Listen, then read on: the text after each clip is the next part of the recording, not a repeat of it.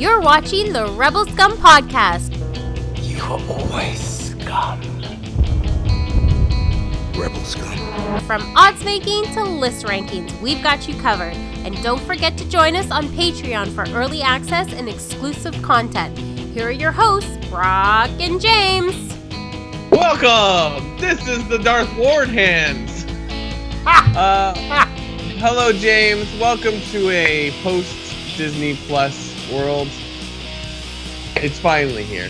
It's finally shown up. Disney Plus. James, what a time to be alive. Unbelievable.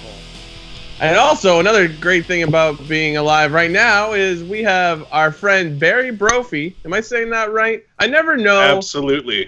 Perfect. I know. I mean, James says it all the time, but like, we read the list for our Patreons, and it's like, are we pronouncing the names right? I know. I'm always nervous. I think that's why most of the time we're off camera, so that I can like, oh my god, is there an accent aigu on that? Is it Brophy?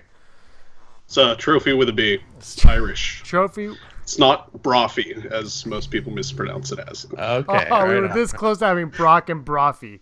This close. The broadcast.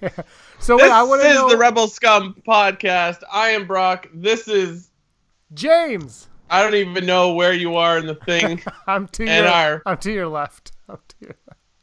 And Barry's up stage top. left? Barry's above you right now.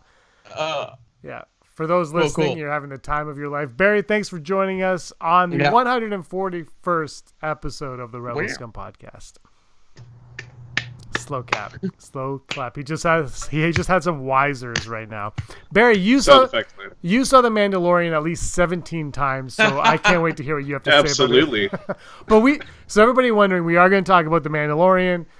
We're going to spoilers, but we're going to wait till the end of the show after our top 5. So if you guys are bored and you want to fast forward to that after it says top 5, that's where you want to be.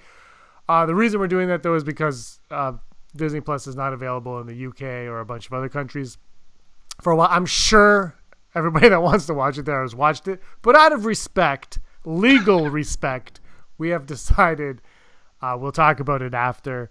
There's also other Star Wars stuff to discuss first. But Barry, you have to push you aside right now for the beginning because I would like to ask you. So maybe when you get there, we'll talk about it. But Brock, you get Disney Plus. Yeah. You watch The Mandalorian. Correct. What is the next thing you watch on Disney Plus? The World According to Jeff Goldblum. Of course. And then Lady and the Tramp. No, how is Lady and the Tramp? I've heard Rob McDonald's opinion. I mean, how exciting was Lady and the Tramp in general? You know, I mean, I feel like it was one of my first Disney movies, so I have a soft spot for it. I was doing things, so I kept leaving the room, but like, it's pretty much, I would argue it's pretty decent, but like, it's two dogs running around, they talk, so it's just like, I don't know, Jungle Book looks good. I would say the CG isn't as good as like Jungle Book or Lion King, but then again, it's still like animals trying to emote and talk and stuff. I say it's worth it. You've already paid for the subscription. You might as well watch it. It's one of like their headlining premiere things. So fair point. I watched the Mando, obviously 5 a.m. Dog made me take her outside for the bathroom. I got a text from Rob. Disney Plus is out early and the Mandalorian's on. I was like, well, I guess I'll watch it before work. And then I love that it was 39 minutes because it gave me enough time to watch it and still enjoy my morning. I was perfect with that. Then I watched an episode of the Clone Wars, and then I watched Darkwing Duck and Gargoyles, and that is all I have watched on Disney Plus as of right now.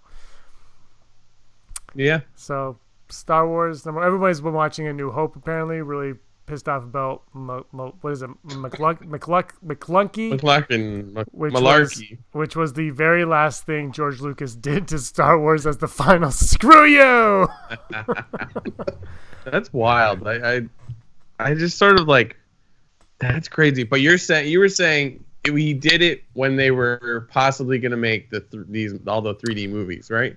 So people have been wondering about it, and Pablo Hidalgo on Twitter, he blocked everybody that was following him because he's awesome.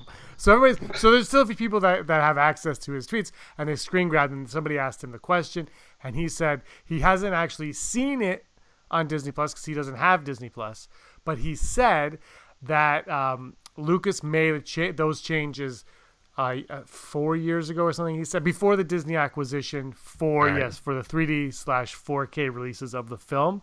So he said this isn't a Disney change necessarily. This is a George Lucas himself. Thank the maker change. But like I don't understand like why put it in at all. I mean, it's cool. So it is. Oh my God, Brock! I'm drawing a blank. Like not why George Lucas put it in. Why did Disney Plus put it in there? Because that's the copy they have. My guess is somewhere along the lines, it's like George Lucas is like, I will sell you these. These are the movies. You can't touch. Like this is it. That's what I think. So that's what they have to put out there. I don't think there's any other. I think the Star Wars that they own basically is that 2011-12 special edition. That's my thought. Barry, what do you think about this? Like, have you heard about this story? Or It's trending pretty heavily, so I was curious as to I don't want to assume that you have time in the day to give a crap about every little thing, but a lot of downtime at the office. I don't know. I think it's kind of more of the lines of kind of the rights with Fox, and that's kind of my theory on it. Just kind of how we had the whole Spider-Man debacle with Marvel. I think that's probably indicating why we haven't got the original trilogy released without all the edits and stuff that Lucas incorporated in '97 and onward. Yeah, like I haven't even thought to look at the original saga on Disney Plus.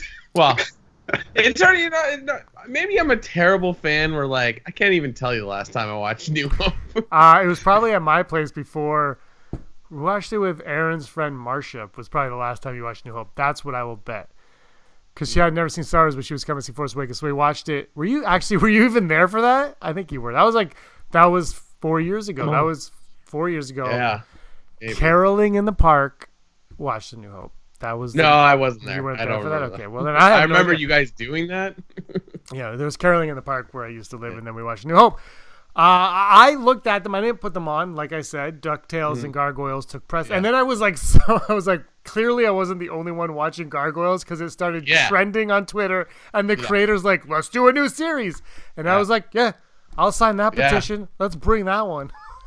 Are you a Gargoyles fan at all, Barry? Or Ooh, that's going back in time for me. Like early elementary school. Oh yeah, the same. And what was it, me, my coworker last week, elementary. We had a conversation about how terrifying that show was actually for probably elementary school students. Is Brock wearing underwear right now? No, I'm wearing my pajamas. Okay. I was going to say, I hope so. They look like boxer shorts.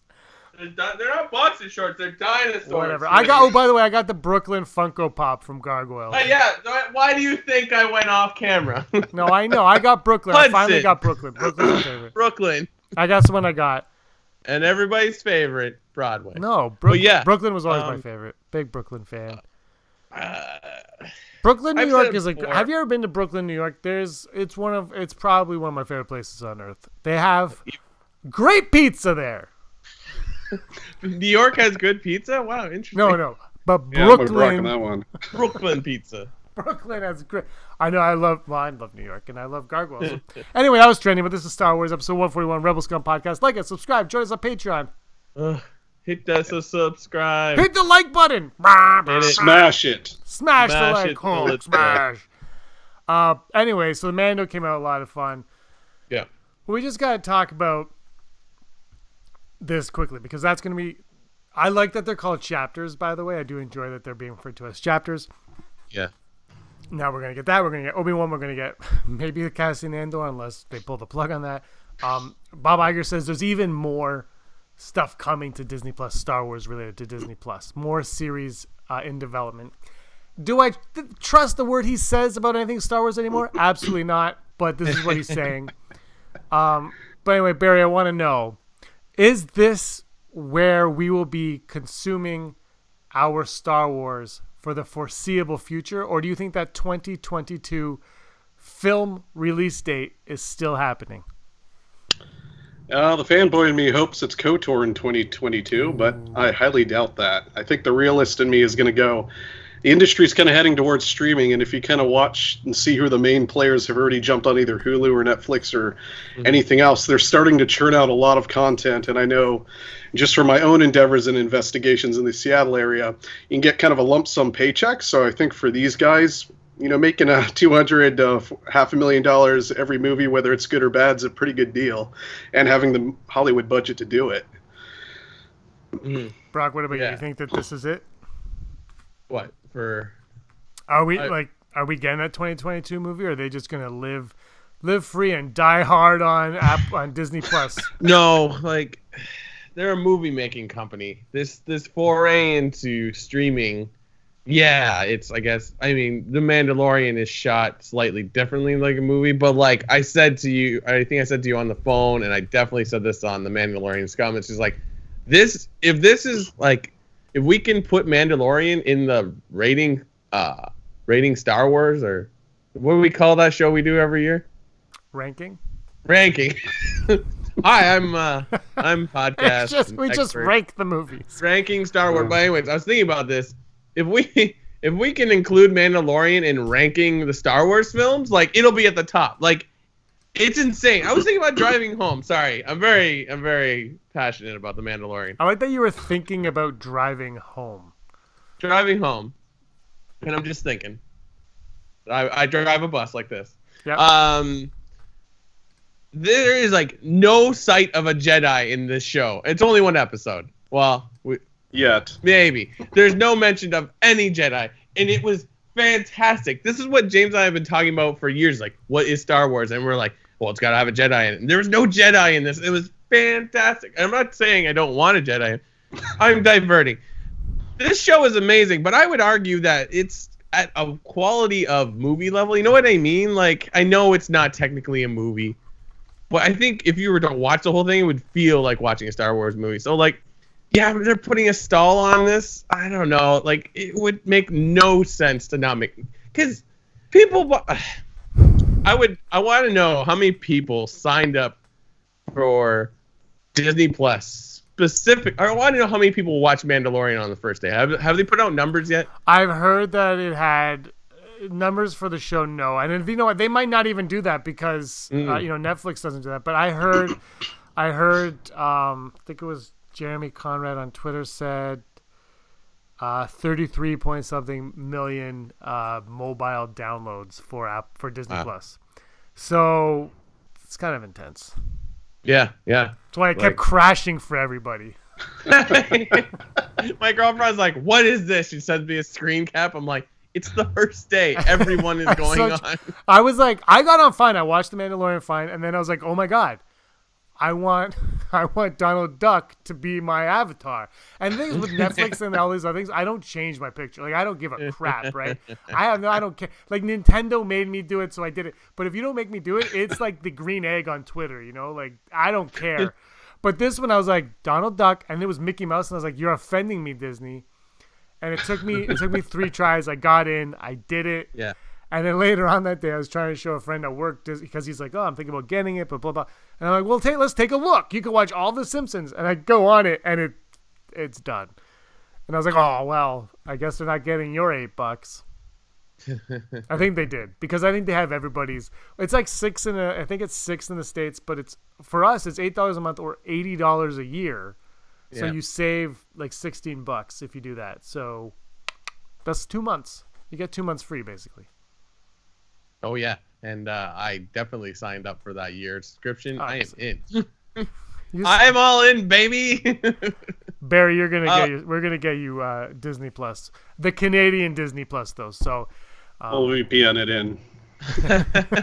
Well, you said you're near Seattle, or you're in Seattle, or greater Seattle area. Oh, so right. We use Seattle as the central point, since no one knows that other cities exist outside of it. So you're not too far from the Canadian border. 4 hours? It's about a 2-hour drive. 2-hour drive. That's okay. If you want expensive gas, just cross it.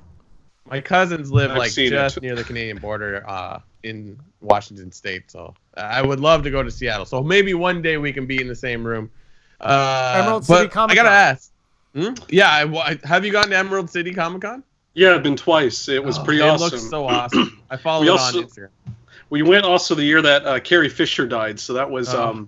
so that was the year I kind of got to meet Peter Mayhew, and we were weighing up Carrie Fisher and someone else. I think it was like Stanley, and then of course she passed. So, like, well, I guess can't see her. But sad. Yeah. But yeah, oh, that's awesome. Like, I don't know if this is a sore point. Like, did you not get Disney Plus, or what's the story on that? Oh, I'm waiting. Okay, got it. I'm kind of going the video game console route. You don't buy it on day one. You watch and see what happens, and then get it. Good point. Very good point. And then I'm also waiting for the PlayStation 4 app, and that's kind of where we watch all of our media at my house. Gotcha. So I'm waiting for that to get. Yeah, so what is up with that? Like, I thought they were like day one, it will be on everything, and it's clearly not the case. Surprising. I think you have to wait about a month was the last I read. Well, and I was like, really, PlayStation? That's you're still better missed off opportunity than our good friends in the UK. You still get it sooner than our good friends over there. That's interesting because I'm currently downloading Fallen Order on my Xbox, and I saw Disney Plus on there. I'm like, oh, I gotta put it on here, even though I never watch anything on my Xbox anymore. But yeah, so Fallen Order. So you decided Fallen Order over Pokemon, or did you just be like, screw it, I'm getting? Oh both? no, I'm getting both. Yeah, of course. Brock's just this is Brock this week. Ready? This is my impression of Brock this week. Just like Disney Plus, Pokemon. Well, Fallen the beauty Order. is I had a Visa gift card that I got from my work, and I put it on a Nintendo Switch, and I'm like, oh crap, it's all there. But I was able to not pay anything out of my pocket for Pokemon Sword. So I'm excited for both. Though I see on the Xbox it says this will be able to be played at 9 o'clock tomorrow. I gotta double check. So if you download it, you get it like 12 hours earlier or whatever. Yeah. This is perfect news. I work, I think, till 8:30. I will come home and try to record myself playing. Oh, amazing. I'm picking it up Friday morning. I'm picking it up because I don't know how to add hard drive to my PlayStation. I'm sure you just plug in the thing. Yeah. I don't know how to do that. I don't know either. I did it on the Nintendo Switch. It was very easy. Somebody showed me. It was very easy. On PlayStation, I'm like... So I bought it from EB Games, and I get an orange blade or a yellow blade lightsaber with Cal Kestis. By the way, super excited about Purge Troopers. Have you heard? No. Doesn't bird is a word? Ooh. All right, Barry, you have PlayStation 4. Are you gonna get Fallen Order? Yeah, eventually. The wait and see approach. I will wait till it's $29.99 on Black Friday. Smart move. I'm gonna go the Andrew Fantasia route and wait till it's a little discounted. Yeah, it will be. And I got the Christmas presents for the children to think about, so all my wish lists are practically in a dumpster on fire. Your kids are getting Jedi Fallen Order, Disney Plus, and then a yellow lightsaber. I could probably get a couple Rey action figures. That would probably go over pretty well. Ooh, by the way, I don't know if you guys saw, but our friend, we all know him, Aaron Quinton, he put it on YouTube. It was a Twitter video. He has the Rey Black series. Barry, have you seen it? Brock, I don't think you have. But Barry, have you seen this video that he did? I didn't see his video yet, but I've seen the figure, and it's pretty awesome. It almost would make me want to fork out the money for it. The figure is awesome, but this is. I wish I had it so I could show you. What's really cool about it that he shows. Check out his video, but I'm going to hijack it right now. You take the figure out of the box, and her staff. It has the Rey staff. It comes apart. Ooh. So it comes in 3 parts, and then it perfectly fits lightsabers in each end of the staff to create one lightsaber, which is basically the Swiss Army knife dark Rey lightsaber. So is it the action figure or Black Series? That's pretty awesome. Black like Series. the newest one? Yeah, the new Black Series. He got it, I believe, in the white box. Oh, okay. Yeah, so he showed me. Also, he got just go to follow him on YouTube. Don't watch us. He has a C-3PO Black Series as well, and the back of 3PO's head comes off. And Kenny Baker's inside. Kenny Baker is in there. Kenny Baker is Babu Frick, but Babu Frick is very small. But Babu Frick also like can connect, like kind of attaches to his back, also to 3PO's back. So just some cool tidbits that are really released on these toys. There's some little.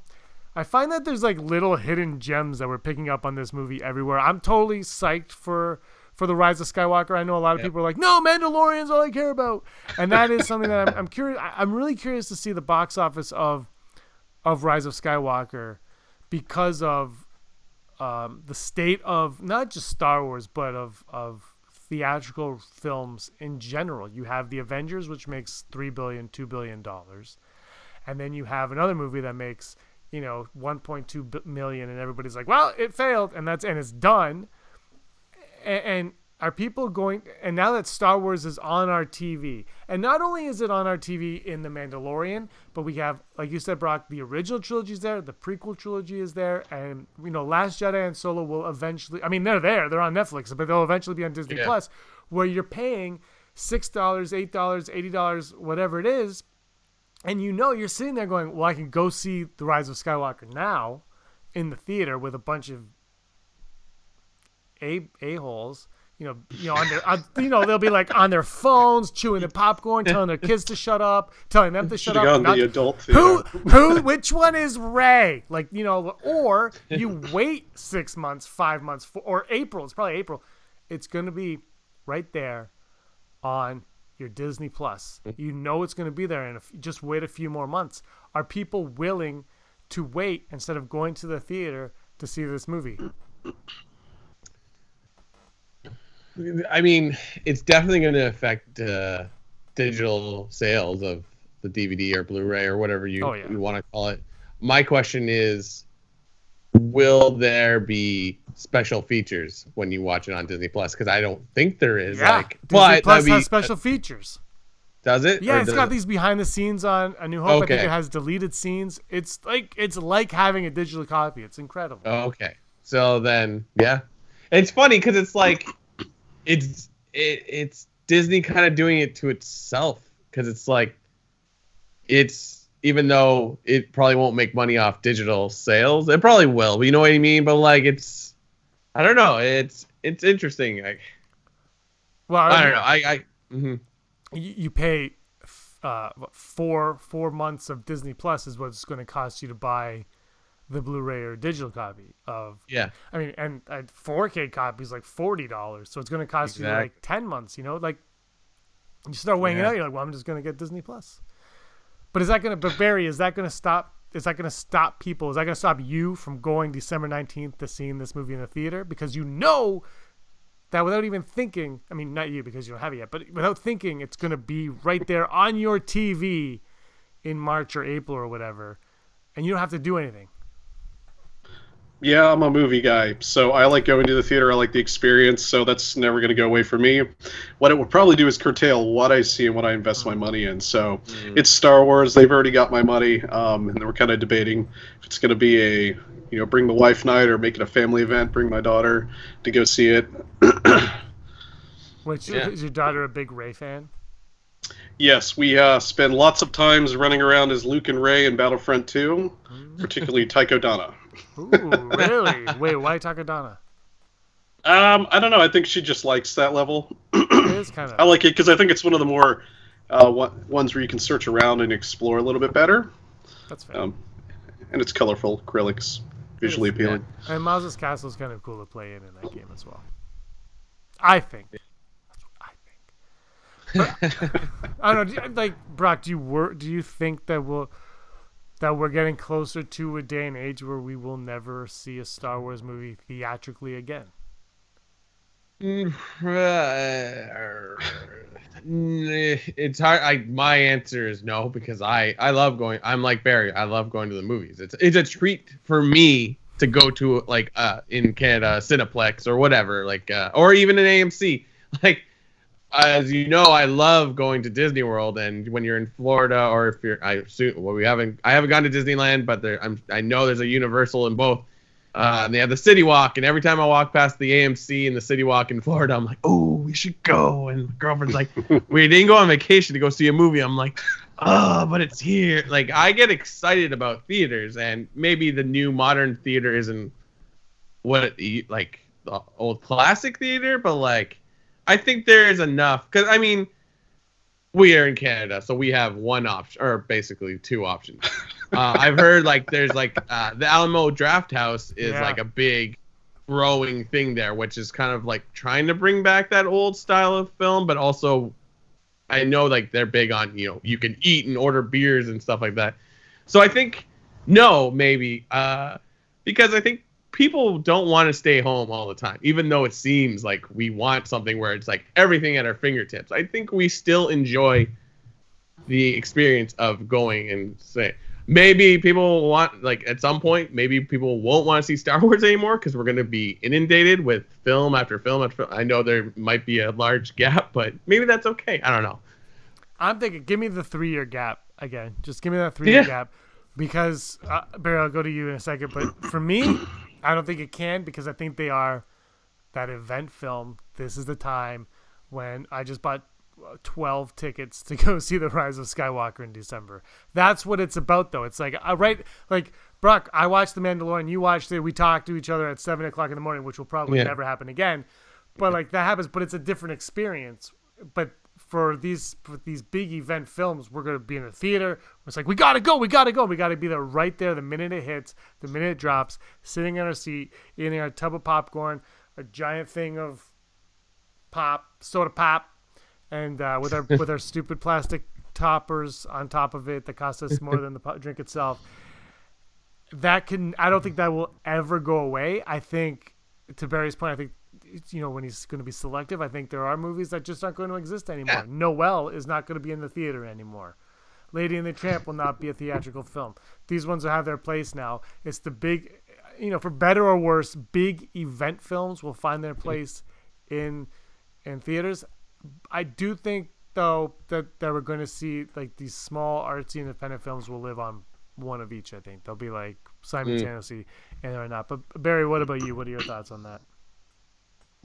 Yeah, I think, I think that was probably one of Disney's mistakes, in my opinion, is Star Wars has kind of always been an event film, and if they had marketed like that, the hype was there. I remember just TFA, if you guys remember the toy launch, and it was coming out. I mean, everyone was losing their minds, and they hyped it up.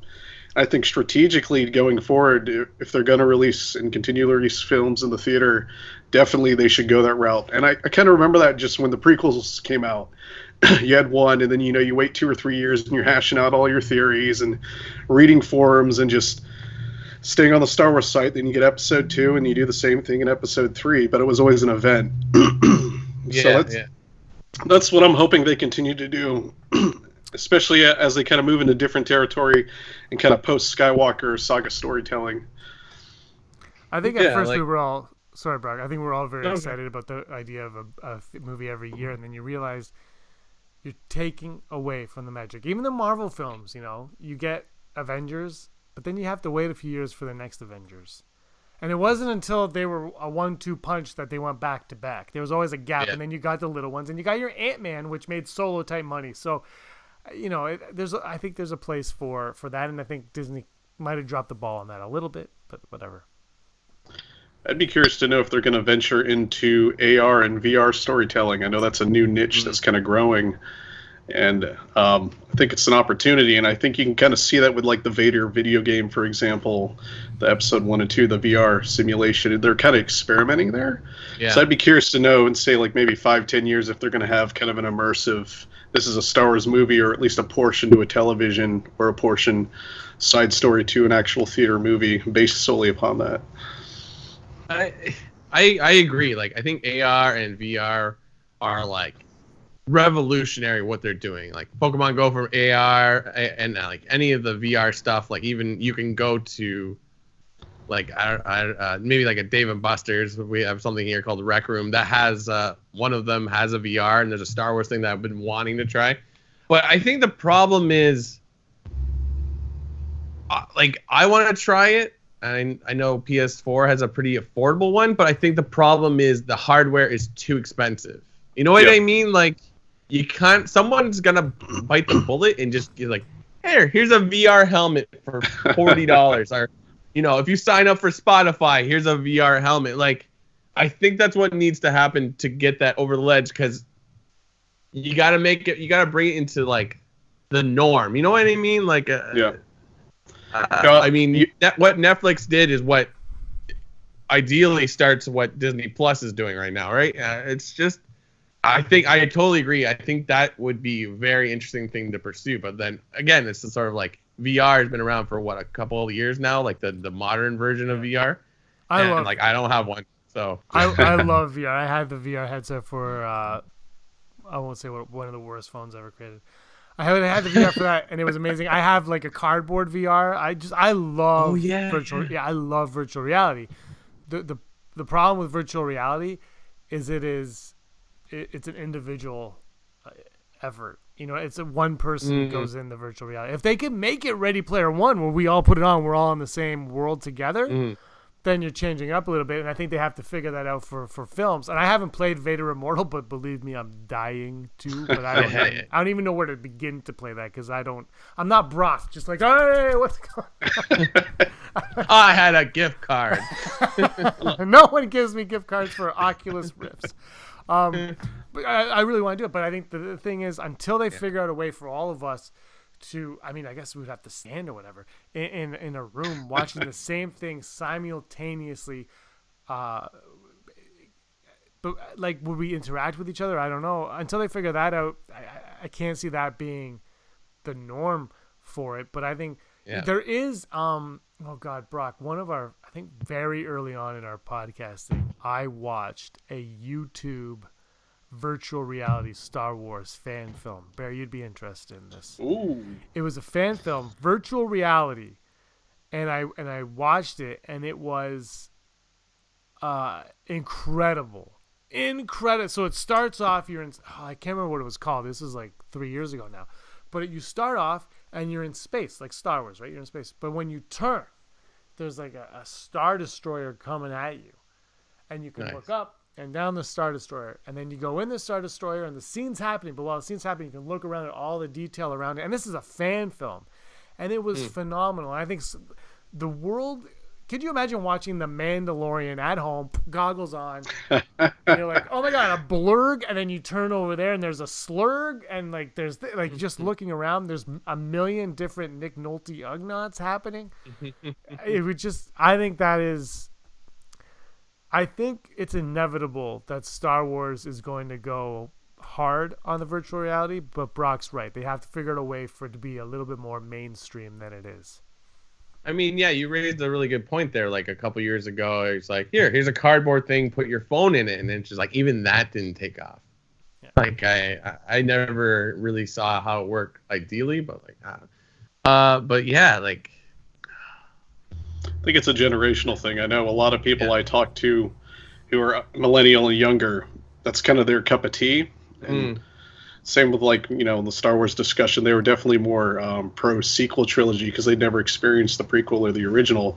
So I think it's becoming more and more normative. I don't know if you guys have, like you mentioned earlier, Dave and Buster's, I think is kind of the good foundational point. But what I've noticed, just at least our area, but that could also be our influence of the game industry, is we're having these kind of mom and pop locations open up that allow for like immersive parties, kind of like the whole escape room craze. Yes. So I'm curious to know if that's going to kind of be the thing. Like it's going to be more of a Dave and Buster's interactive. Instead of going to your nightclub, maybe you guys go down and do a couple VR games or VR movies before it kind of becomes a little more home based. Well, the one I was mentioning, the Star Wars at this place we have called Rec Room. It's one in Mississauga where I live. That one is not your typical VR where you stand and install. This one is you put the helmet on. I think you wear like a backpack, but like you walk around a room and you can see the people that you're playing with. Like you can apparently even put your hands up and it like understands the size of your hands. I haven't done it, but my friends have done it. It says it's awesome, which I think is what James was kind of referring to. But then again, like that's fine there, but like, can you do it at home? So yeah, I would agree. It's totally the escape room. It's axe throwing. It's escape room style event. It's like I would argue, I think it's growing. I don't know if it's really picked up to that level, but I think like it's definitely the concept of like, well, think back when you were a kid and it's like maybe you would go to an arcade if you were lucky to have one in your hometown. Now it's people like. Yeah, we went and played 20 minutes of the new Star Wars game, and it was cool. I was a stormtrooper, and I didn't miss everybody, but yeah, I think it would be very interesting to watch like a film with VR because we watch Star Wars over and over again to get all the little. I watched Mandalorian twice yesterday, just to get the little details. Think about picking out those details if you're VR, where you can just like look away from the action and then like, oh, look at there, look. I can see. I don't know. There's a Rancor just reading Charles Dickens in the corner. Like I don't know. I don't think it can. Oh, no, go on. Oh, go ahead, Britt. I was gonna say.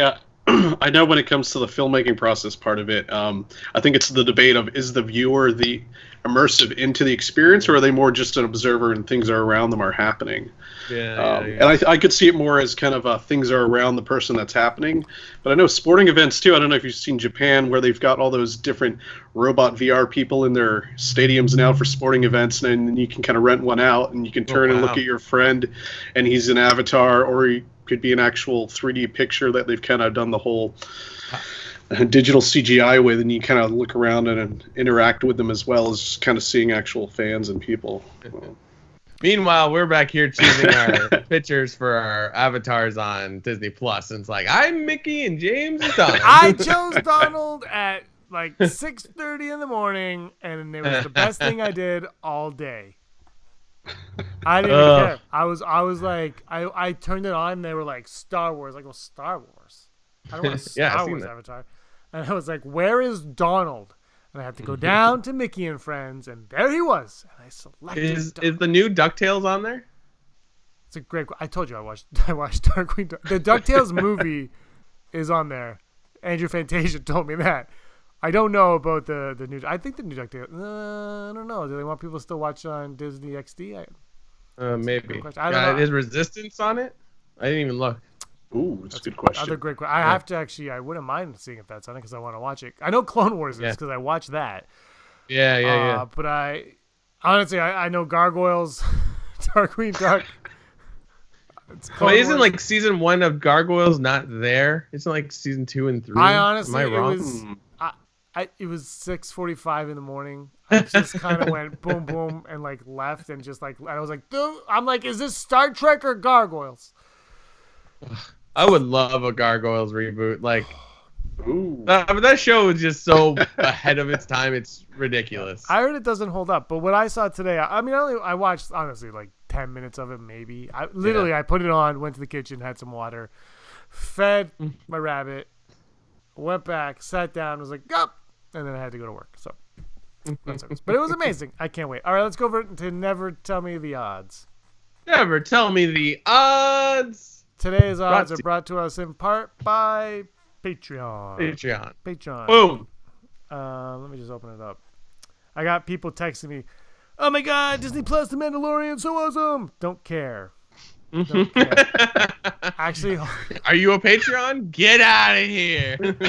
Our Patreon subscribers are Heidi Feder, Barry Brophy, Dennis Allen, Christine Allison, Mary Kristen Athen, Jeff Wilson, Aaron Quinton, Al Schuler, Phil Stanifor, Scott D, Andy Higgins, Josh Price, Mason Hope, Matt W, Tony Constock, Sooner Thrawn, Neil Lowry, D Raven Spencer, FN 11 or 1189, Matt Dallas, DJ Blake, Charlotte, Kayla Davis, FP, and Den of Nerds. I'm not even watched Mandalorian at 2 a.m. or something along those lines. Well, Josh, or at least that's what Darth Ward said.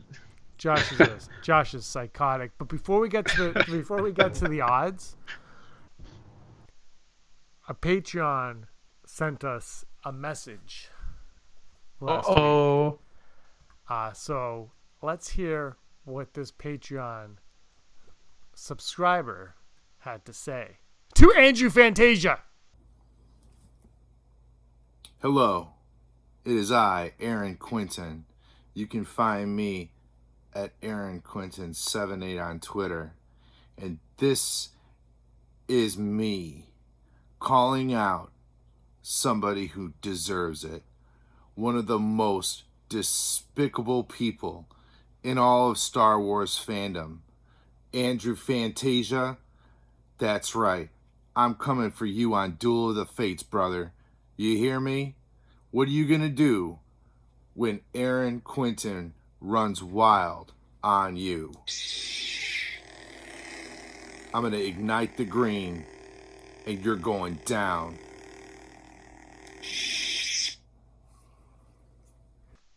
There's Aaron Quinton calling out Andrew Fantasia to a Duel of the Fates. By the way, how many of Duel of the Fates has Andrew ever won? 0. So I was thinking, okay, Aaron sent this in, and it probably will not get a response from Mr. Fantasia. Loser Fantasia, as he's known in Duel of the Fates world. But he sent in this little video. Hello, scumbags. It's me, your old homie, Andrew Fantasia. And I'm making this video because I saw a video on the internet the other day from a gentleman named Mr. Aaron Quinton. Aaron is a longtime fan of the show, a longtime friend and fellow Star Wars fan. But Aaron Quinton did a funny thing, didn't he? Mr. Quinton called me out on Star Wars trivia. He wanted a Duel of the Fates with this guy right here. And Aaron believed that he could be the champion in a duel, a trivia duel against yours truly. To which I have to respond simply with this. Mr. Quinton, you may in fact know quite a lot about the wars. You may be a Jedi master, just like Luke Skywalker himself. I have no doubt about it. You are a wise, benevolent, very knowledgeable Jedi master, just like Luke. But here's the thing. I've been in 2 Duels of the Fates now, and I've lost both of them. You know what that makes me? Somebody with nothing to lose. That makes me a tough, scrappy survivor who's in it to win it. Kind of like Rey herself. And last time I checked, Luke Skywalker was not alive and Rey still is. So there is kind of that little detail. Isn't that right, Rey? That's absolutely right, Andrew. I am still 100% alive, so that can only mean that you are going to beat Aaron Quinton in Duel of the Fates trivia. Also, you are very handsome and your eyes sparkle like the ocean. My eyes do sparkle like the ocean, Rey. They do sparkle indeed. So bring it on, Mr. Quinton. I look forward to meeting you in the arena of the Fates to finally claim the championship I so rightly deserve. So Andrew taking it like a champ, or like somebody who will never be a champ, and he accepts Aaron Quinton's challenge to Duel of the Fates. Barry, what are your initial thoughts on Andrew versus Aaron? Double A going up on Duel of the Fates. Oh, a little shocking. I got the memo this morning. I'm going to put my money on Aaron. He's got a lot of lore in his background, especially when you start listening to his theories on his YouTube channel. So my money's on Aaron for this one. Wow. I can't wait to hear Andrew's rebuttal to that. I'm sure it'll be under 5 minutes. Brock, what do you think's going to happen? What? Oh, I wasn't paying attention when his voice. Are we still doing the podcast? Andrew versus Aaron, that's coming up. All right, let's get over to Never Tell Me the Odds. Duel of Fates is always fun. It's fun to watch Andrew lose at something he thinks he's so clever at. And by the way, if you're on Patreon, he has a whole thing on the history of Mandalore, if you can trust him. Ooh. Here we go. Never Tell Me the Odds. Our first odd, the odds of a lightsaber. Barry, I'm going to you first. The odds of a lightsaber appearing on The Mandalorian. 100%. Ooh. I think I'm gonna go full Brock on this because I already said they had no Jedi in the first one. I was like, this is crazy good. But yeah, I'm gonna go full Brock on this because I agree. I think there should be, but yeah, We got the dark saber floating around somewhere, so that's Ooh, technically a boom. lightsaber. I didn't even think of that. Yeah, I think Perfect. I have to go 88%. I think we're definitely going to see something Dark Sabers 100% out there. Who forged the armor for Mando, like when he was walking Yeah. around. Who was that? What house is he from? Look, rumor is, I gotta shout out Nessa right now. Send me a link of, I don't know if you guys saw this, Pedro Pascal kind of saying his character's name. I don't know if you've seen it, so I'm not going to talk about it. But he says the Mandalorian's name, and nonchalantly too. I don't get it, and it's definitely like I don't know if he's punking us. Do people still say punking? I don't know if that's happening, but he just says, and I play the Mandalorian, whose name is, and blah blah blah blah. So I don't know. There's a lot of cool things coming up, but I think, look, if you have the Mandalorian, how do you not have the Darksaber? If you have a show called the Mandalorian, and we know we're going to Mandalore, especially in flashbacks. The next odd. Did I write this odd before or after the episode? It's probably after, because it had to have been after, because this is my favorite odd ever. The odds of Yaddle being name dropped on the Mandalorian. Brock, let's go to you first. I know you're a big Yaddle fan. I kind of hate this one, but like, it wouldn't be a terrible thing to mention her. I'm gonna go 60% because, yeah, I mean, without spoiling the end, like I think talking about Yoda and Yaddle might be useful in this show. So I think talking about Yaddle is always useful. I'm gonna go full Brock on Yaddle being name dropped. I don't know. Maybe I'll talk about why I think later, but right now it's just Yaddle is in the Phantom Menace and then never seen from again, unless you read comics or whatever. But like, she's just like sits there and you're like, is that a messed up Yoda puppet? No, it's Yaddle. It's Yaddle. Barry, you're up. I'm going to go 65%. I know Lucas is to have rumored to direct a certain episode with a certain Yoda-type character, so I think they're going to touch on all that lore in that episode. I got to say this. So I said I'm out. I'm no more spoilers. No spoilers for me for episode 9. So Barry's like, hey, so I know you're not doing spoilers for episode 9, but Mandalorian spoilers. It floods my inbox with Mandalorian spoilers. I know how the season ends. That's what I'm gonna call. I'm gonna call this Mandalorian ending leaked. We discuss. Final odd today. The odds of the Mandalorian being from Clan Ren. When I watched this was Aaron Quinton. God, he's getting too many shoutouts on the show. This was his Who is the Mandalorian episode that he was on. I really liked it at the time. After watching the episode, I really liked it, but after hearing what Pedro Pascal said, not so much. I'm gonna go really sleazy on episode 141, and I'm gonna do a second full Brock. Brock, what about you? Oh, I mean, we see this like Mandalorian enclave. I think that's what Rob called it on the Mandalorian Scum, and we see the sigil that, like, I forget what that creature's called, but the Boba Fett logo. So you're like, oh, that's crazy, and I feel like that's like their emblem. Did Clan Ren have an emblem? They must have. I can't even think of it. So like, but to go back to the thing, I would love it if he was Clan Ren, because we don't know where he's a foundling. We don't know where he's come from. I'm gonna go 55% because I don't think Sabine's going to be in this. I mean, you can still have Clan Ren without Sabine, but I think that's kind of a punch in the gut for fans because having Sabine on the show would be amazing. Yeah, but her brother was a big part of the show too. Yeah, exactly. So, I don't know. But you know what I mean? Like, you need Sabine. Yeah, I agree with what you're saying. Barry? I mean, maybe put the framework in, and then when you're starting to run ideas, you just throw in Sabine Wren at the end of one season. You're like, what? Here's Clan Ren. Clan Ren. I'll show you guys. That's Clan Ren. Nice. Oh, yeah, I remember that one. That's Clan Ren right there. So yeah, it's nice. A little bit different. Barry, what are your thoughts? I think I'm going to go 63%.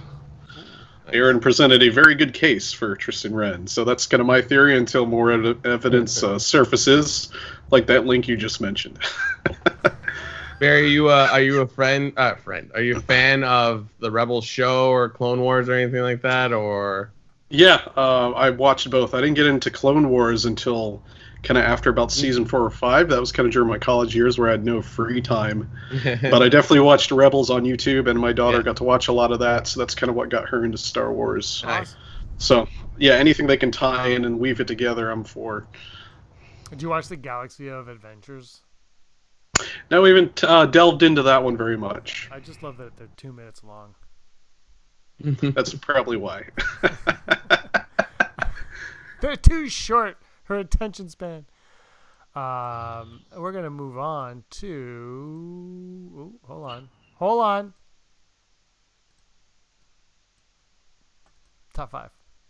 Top 5. What's today's top 5, James? Top 5 standing by Bounty Hunters to celebrate the release of The Mandalorian. We're gonna go Bounty Hunters. That's my Bounty Hunter impression. My number 5 is Boba Fett. Move along. I have spoken. Barry, what's your number 5? I put Sarko Plank. Nice. I only had 4, so he was my 5 throw-in. Nice. There's only 4 good ones. I threw in a desperate SOB. Pretty much. Brock, who's your number 5? Well, I've already proclaimed my love for this new show, so I got to put one of the characters in. IG-11 is a lot of fun, but I got to put in the main character, the Mandalorian, number 5. I think he's going to go right up that list because we know we're going to do this again. I have an honorable mention. Gecko, Dominic Pace, is making rounds on all the podcasts right now. You can watch our Atlantic Club where we talk to him on the channel. He is in the background of the episode he's in, so keep your eye out for him. He plays a character nicknamed Gecko. My number 4, Aura Singh. Pretty dope, like Aura Singh. Brock, your number 4? I'm gonna have to go Boba Fett because I'm not a huge fan of that, but like he's the reason we go into Bounty Hunters, so he has to be on the list. He's the reason why we have a show called The Mandalorian. In all honesty, correct. If he wasn't so cool, Mandalore wouldn't have appeared on Clone Wars, and so on and so on. We wouldn't have Django. Barry, number 4. I put Dirge. Your list is better than ours. Yeah, third. I had to think about it. Was third. Finalized 10 minutes before the show started. Oh, I am changing my list just to go toe to toe. I'm with impressed Barry. you did it 10 minutes before the show. Brock does his while we're doing the top 5. That's correct. That's correct. You'd be amazed at how many searches you get that don't show you information for Bounty Hunters Star Wars. Absolutely. Brock, you're number 3. My number 3 is going to be Cad Bane. Get him in live action. That guy is amazing. Absolutely. Barry? Number 3 was Django Fett. Ooh. Love me some Django. My number 3 is probably the greatest bounty hunter of them all, Zam Wessel. Zam Wessel at number 3. She's a changeling. Yes, she is. I have her action figure downstairs because Zam Wessel kicks ass. My number 2 has been said by Brock. Sir Cad Bane. Love me some Cad Bane. I have him behind me. Cad Bane is awesome. Barry, you're number 2. I'm going to go old school and go Bosk. Ooh, Brosk. Brock, what about you? Brosk. Right. Number 2. Arguably one of the coolest things to come out of Dr. Aphra, Black Christian. I don't know if I'm saying it properly. The Wookiee bounty hunter, like, it's just an amazing character. Even though they're ending Dr. Aphra, they always find a way to bring him back. I think there's a lot. I think they need to put him in something. Oh, maybe let's put him in The Mandalorian. That'd be perfect. Okay, let's do it. There's a character who should be in live Send that to Filoni. Yeah. Oh. Take a picture. God bless David Filoni. Dave Filoni's great. Do you call him David Filoni? Like you're so like David Filoni. David Filoni. Table of 1. Number 1. I think we all have the exact same number 1. I'll just say it. It's Django Fett. I'm the only one that has a number 1. Brock, you're number 1. My number 1. You already guessed it. Barry already said it. Boss Trandoshan with some emotion. Boom. Favorite. Yeah, Anyone that's listened to this or watched this knows that. Barry, blow us away with your number one, who is, I don't know who it is actually. Who's your number one? Dengar. It's Boba Fett, the original. Oh, Nice. you went old school. Yes, and a little tear, the very first Star Wars figure I ever owned. So Really? he holds a place in my heart. Interesting. Wow. Like, was it like an 80s one or the 90s Boba Fett? It was the 90s, so it was prior to the special edition re-release. I wasn't into Star Wars, and I kind of think I emailed you about that a while back when I told my life story. So yeah, I got a Boba Fett and a Return of the Jedi Luke Skywalker, and I had no clue what these guys did, so they fought each other all the time until I sat down and watched the original trilogy with my friends. Was that Luke Skywalker like the super buff one? Like No, this one... No, he was kind of, his arms didn't articulate. I think they moved up and down, and the lightsaber didn't go any direction. Okay. And that was it. But he's got the black monk thing going on, which looks pretty dope. Nice. Mando. I do want like a cool Mandalorian 3/4 inch. I got a Knight of Ren, Brock. Look at you. Ooh. What? Oh, Brock, did you see this one? Oh! Were these gifts, or did you purchase them? I know. I didn't know if that was real or not. Now I know. That is Ben Quaterneros. I found out about this on Facebook. Din, our friend Din, posted a picture of this figure, and Andrew tagged me on it. And now I own it. And a discussion. All right, let's go on to Mandalorian spoiler talk. We won't dwell too much on this because Brock, you did a whole Mandalorian Scum on it. Yeah. And Check it out. Yeah, watch it. I don't have a lot to say because it wasn't very good, the episode. Barry, I'm just trying to make you feel better about not getting it. I genuinely enjoyed the Mandalorian episode 1. It had me smiling for the entire 39 minutes. The ending. You're really harping on this time. I love the time, man. I love the time. I don't know. I can't remember if Andrew commented on the time, but as soon as I saw it, I said, "Oh, he's gonna think it's too short." I loved that it was long, like just the right amount of time for me to watch in the morning before I go to work. But I was smiling the entire time. The ending, though. The ending. I will say this. I saw the ending. I really liked it. I was like, "Oh, that's really cool." And then I looked over at Erin during the ending, and she was like, "Oh my god!" And then spoilers, obviously. Is that Baby Yoda? Wait, he's 50?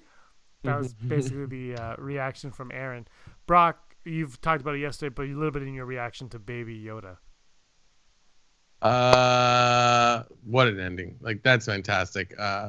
I think I said on Mandalorian Scum, though, I'm like, I don't know if I need to know more about Yoda. Like, it could have just been like, no, we don't need to touch it. But it's just like, it's a hell of an ending. And I was thinking about this when we were talking about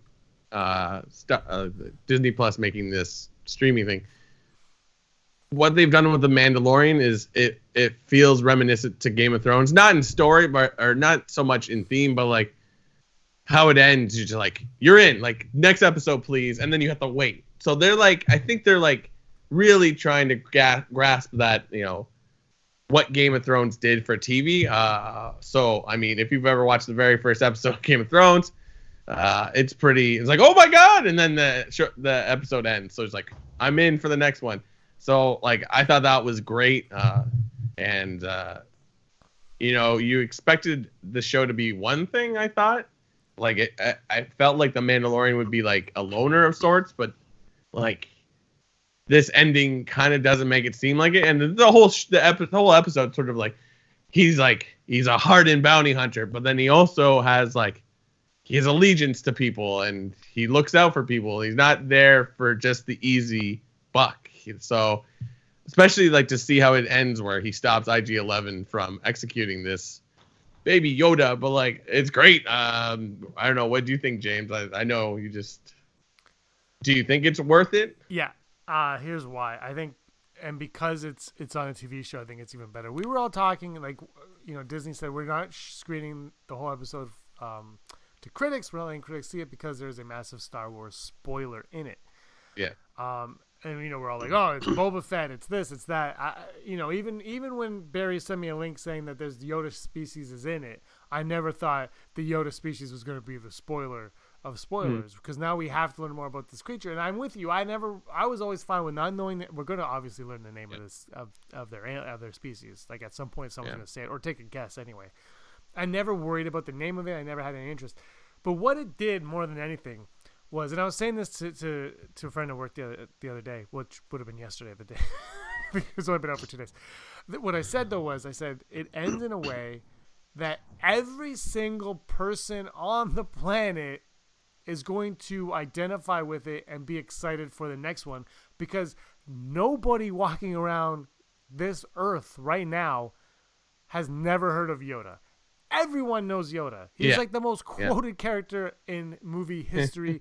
Every single E.T. dressed as Yoda. Like everyone knows Yoda.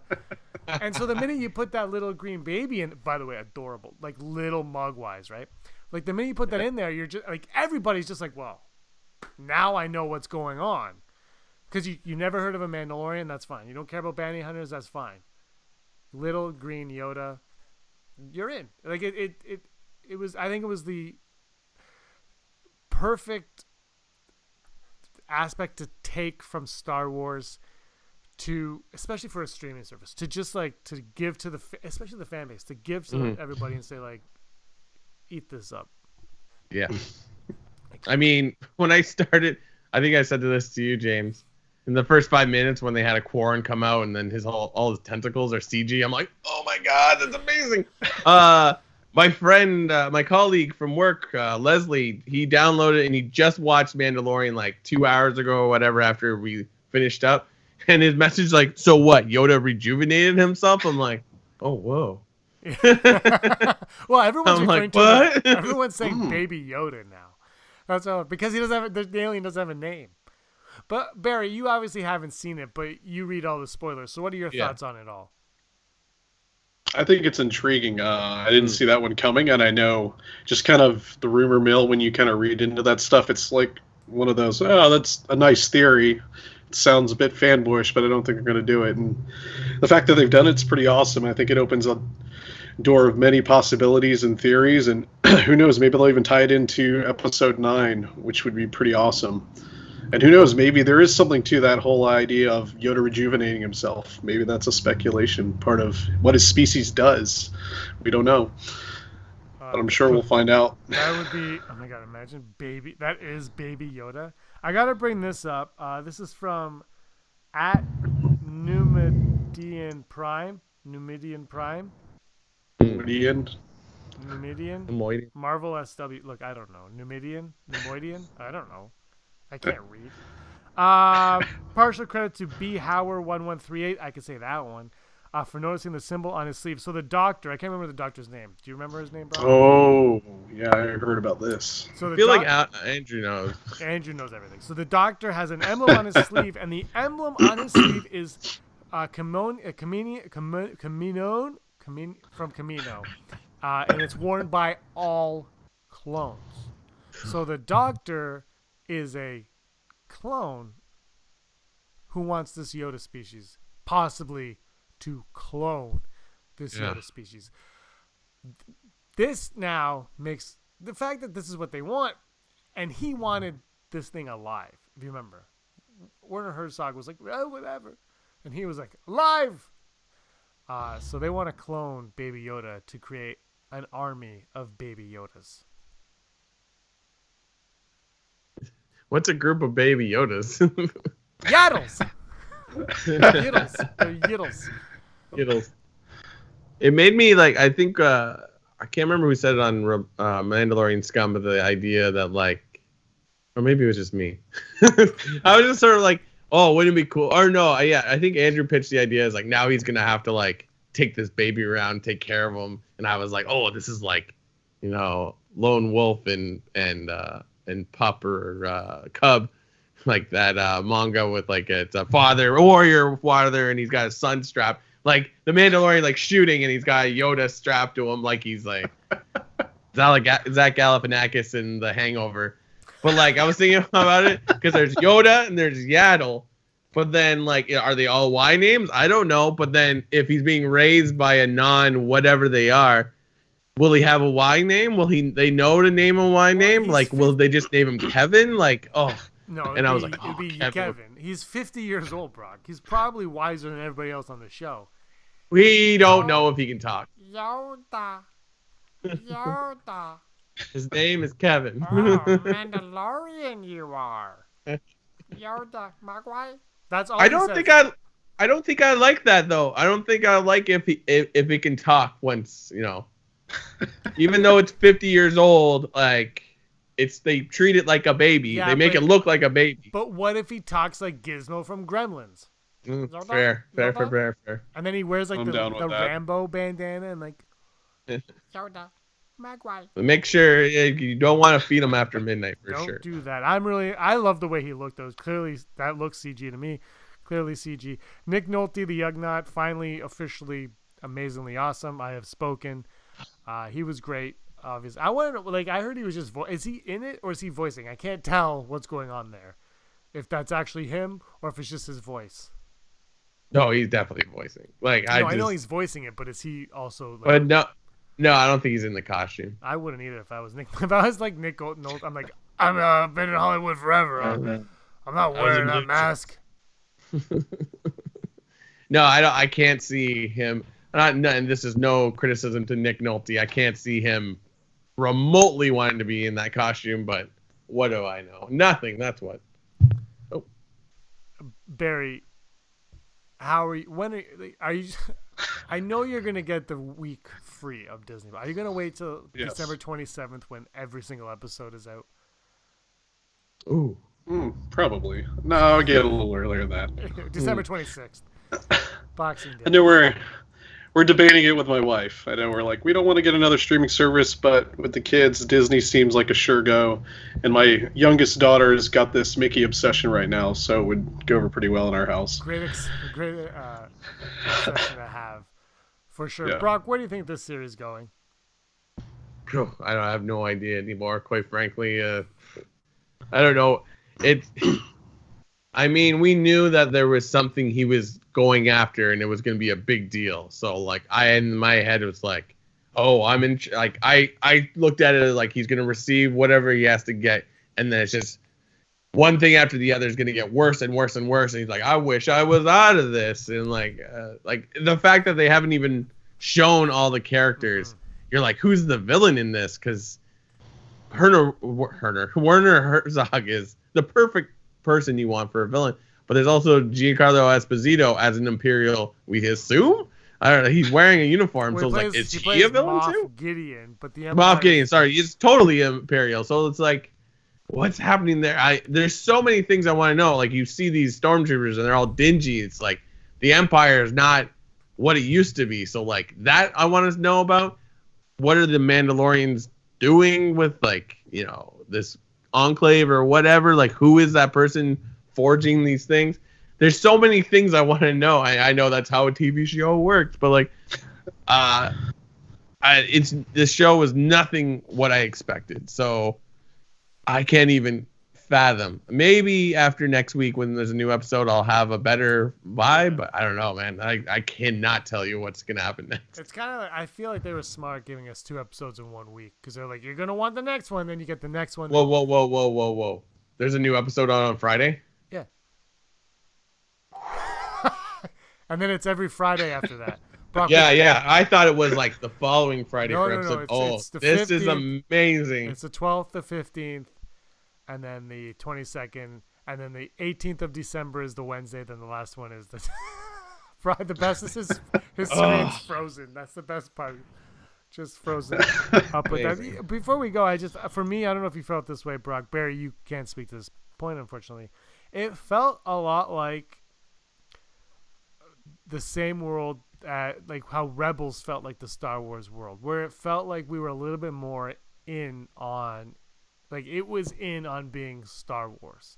Whereas the films, even the prequels, they felt a little bit like outside of Star Wars. These ones feel like EU novels, like it is in Star Wars. Take it, absorb it, love it, because that is what this is.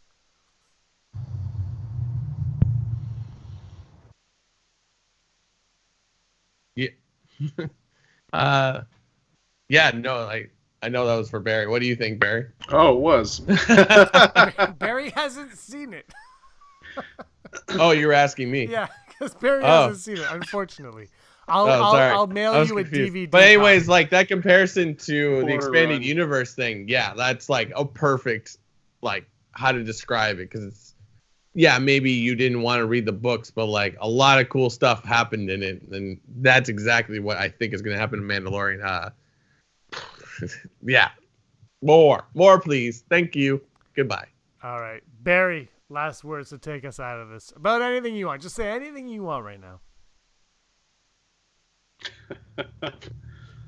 Remember to like, comment, subscribe, and share. He has spoken. I like, my favorite part is when Cool says I have spoken, and then he kicks the blurg and they walk away. I was like, that's awesome. All right, guys, this has been the 141st episode of the Rebel Scum podcast. I'm James, that's Brock, and our guest today is Barry Brophy. Is that how you say your name? Not Brophy, like Broski. Bobrovsky.